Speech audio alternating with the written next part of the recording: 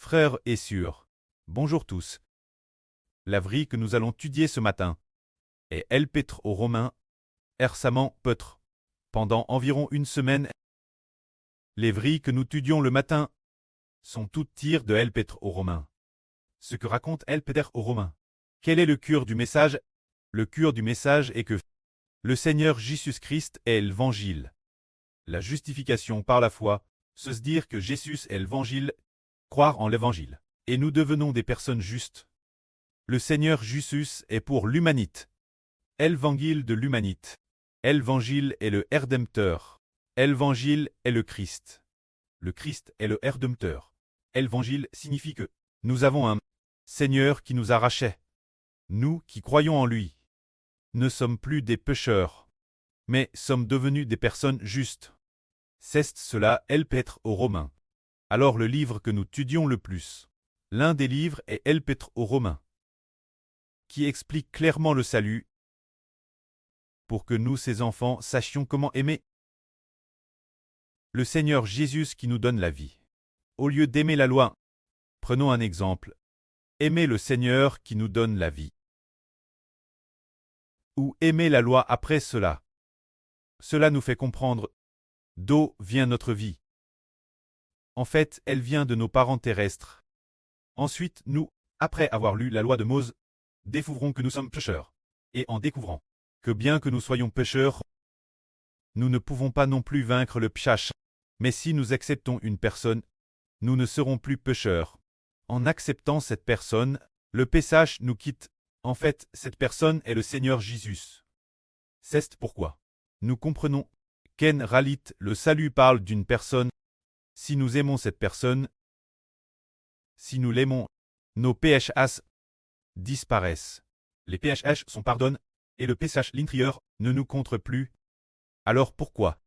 Parce que cette personne est le Rédempteur. Il a une grande puissance pour sauver tous ceux qui l'aiment. Prenons un exemple. Par exemple, comme le Seigneur l'a dit. Si nous aimons le Seigneur, pas plus que notre propre femme et nos enfants. Et, madame, pas plus que notre propre vie. Nous ne serons pas dignes du Seigneur. Nous n'obtiendrons pas la charge de roi et de prêtre. De la madame manière. Si nous n'aimons pas le frère Heber, la sœur Jaouran, la sœur Rebecca, alors peut-être que le précleste ne sera pas content. Et le Seigneur non plus. Alors nous avons cette sagesse, car la vie est en effet le prêt et le Seigneur, qui ont confié cette alliance, Israël. Ainsi Israël, travers 2 reines et 2 surservantes, a engendré 12 tribus. Ainsi les frères de ces 12 tribus ont fait paître ensemble les enfants des 12 tribus, et on donne naissance une grande nation. Alors nous comprenons que la source de la vie est le précleste et le Seigneur, plaque en Israël. Maintenant nous comprenons, ainsi nous disons que le frère Hbr et le Seigneur Jésus sont l'Évangile. Ainsi nous comprenons progressivement. Alors voyons d'abord.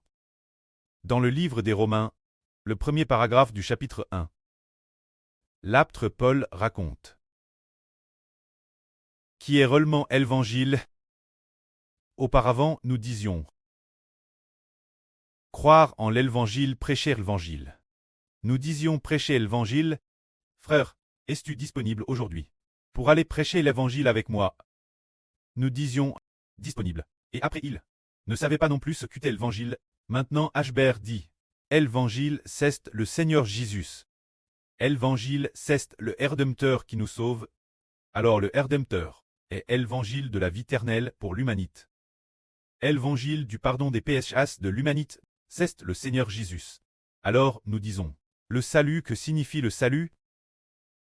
Par exemple, nous sommes de la terre, nos parents nous ont donné naissance. Dans le sein maternel, nos parents nous ont engendrés.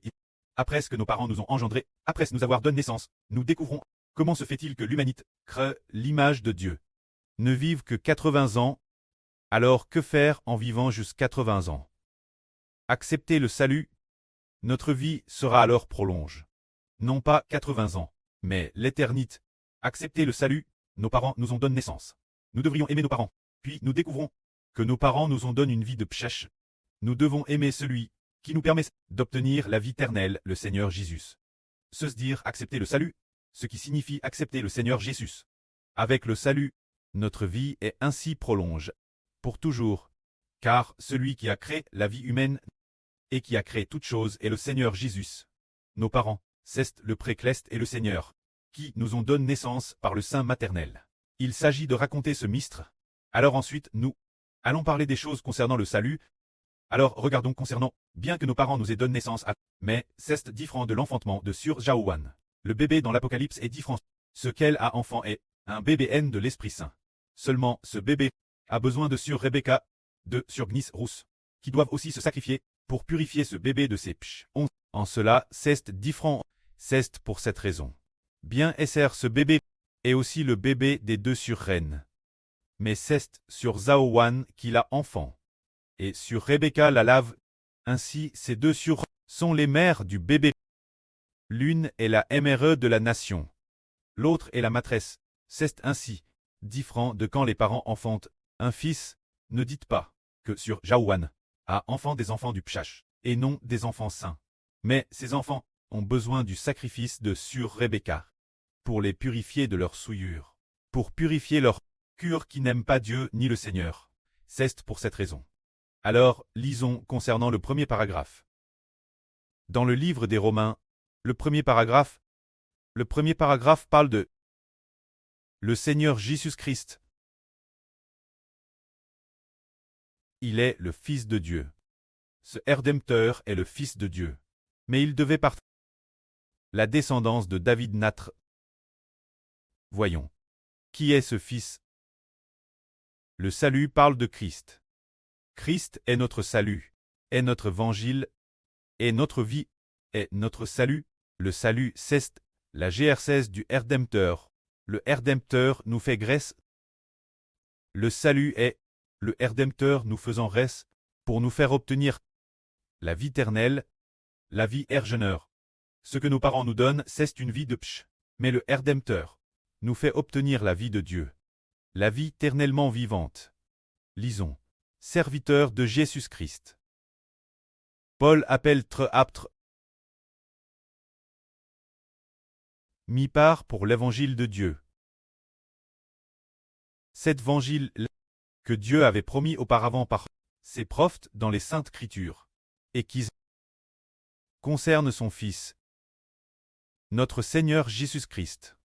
Selon la chair, haine de l'apostrie de David, selon l'esprit de sainteté, par sa résurrection d'entre les morts, déclare Fils de Dieu avec puissance. Alors en parlant de l'Évangile, nous voyons qu'est-ce que l'Évangile en réalité. En fait, l'Évangile parle du Fils de Dieu. Ce Fils de Dieu, c'est notre Seigneur Jésus. Quant au Seigneur Jésus, lorsqu'il est venu dans le monde en tant qu'homme, il était un homme de chair.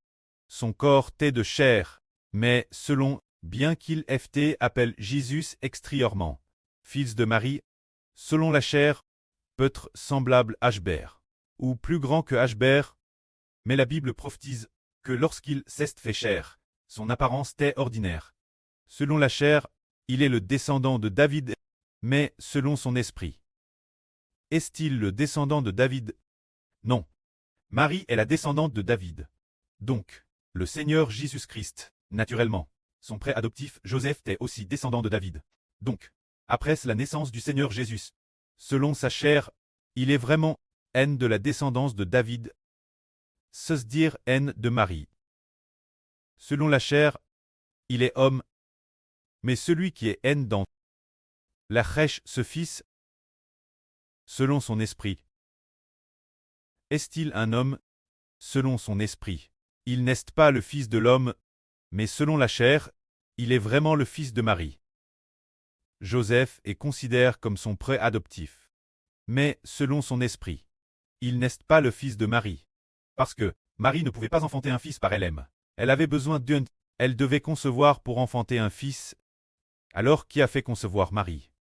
C'est le Précleste Jova. Qui a fait concevoir Marie? Alors le Seigneur Jésus-Christ, il était l'origine dans les cieux. C'est le Précleste Jova. Qui a pris le Seigneur Jésus pour le faire s'incarner en homme? Alors qu'est-ce que cela signifie, s'incarner en homme?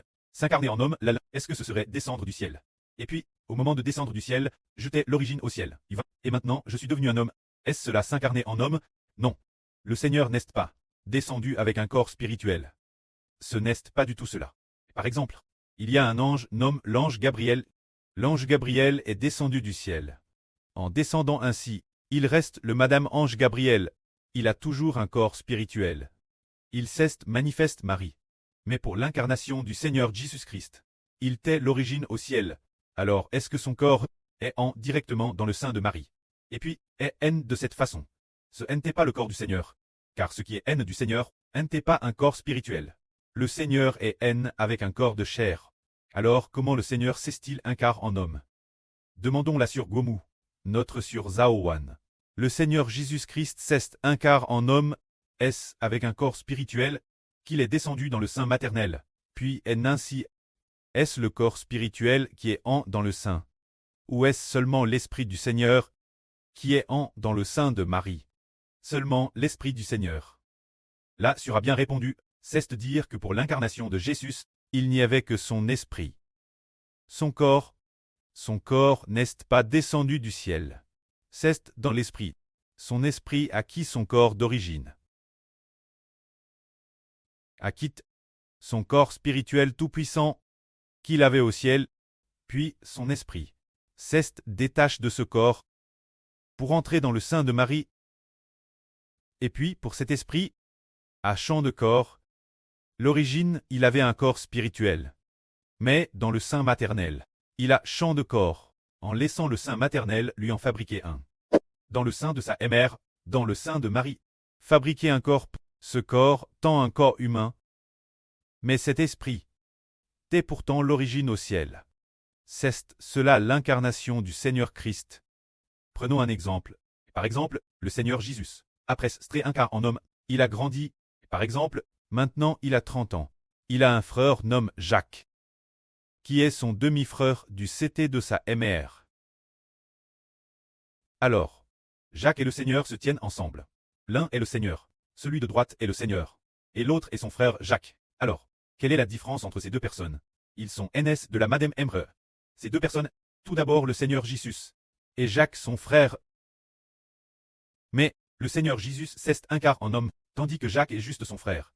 Mais quelle est la différence entre Jacques et le Seigneur? Le point commun est qu'ils partagent la Madame Emre. La différence est qu'ils ont des prêts différents. Tout d'abord, le prêt du Seigneur est le Dieu Cleste. Et puis, c'est Dieu qui a transféré l'Esprit au Seigneur. Transfère l'intérieur de celui qui est devenu Jésus. C'est l'Esprit du Fils de Dieu. Alors, selon la chair, le Seigneur et Jacques sont semblables. Mais, selon l'Esprit de Jacques est un esprit humain. Tandis que l'Esprit du Seigneur Jésus, est-ce un esprit humain, n'est-ce pas? Non. L'Esprit du Seigneur Jésus n'est pas un esprit humain, c'est le Créateur. L'Esprit du Christ, le Fils de Dieu. C'est pourquoi il est différent, bien que NS de la Madame Emre. Ils sont différents. L'un est le Fils de Dieu. L'autre est un homme. Alors en quoi le Fils de Dieu est-il différent de l'homme? Ce n'est pas l'apparence physique qui diffère, c'est l'esprit au-dedans qui est différent. L'esprit au-dedans, l'Esprit du Seigneur Jésus, et l'Esprit du Fils du Créateur. C'est ce Fils qui au commencement, bien qu'il soit venu dans le monde en tant qu'homme, mais est-ce que lui auparavant, celui qu'on appelle Jésus, n'est-ce pas lui qui a créé toutes choses autrefois? Autrefois il a créé toutes choses. Alors au commencement, quand Adam fut créé, n'est-ce pas par ce Fils, appelle Jésus qu'il a TCR, c'est lui qui l'a R, mais maintenant qu'il est venu dans le monde en tant qu'homme, il a champ de corps, N du sein de Marie. Il a pris un corps humain. Pourtant c'est bien lui qui a créé l'univers et toutes choses au commencement. C'est lui qui a créé Adam. C'est Dieu qui a créé par lui. Au commencement, quand Dieu a fond les cieux, le Seigneur Jésus était elle, avec le précleste. Quand le précleste a l'humanité, le Seigneur a aussi créé l'humanité avec le pré. Et chaque jour il recevait l'amour du pré. Le Seigneur aimait aussi habiter avec Adam. C'était ainsi au commencement.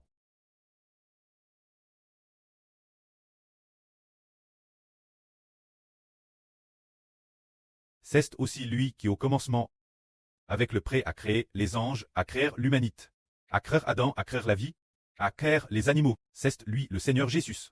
Mais maintenant, il a simplement pris un corps de chair, que la joie soit rendue au pré et au Seigneur. Amen.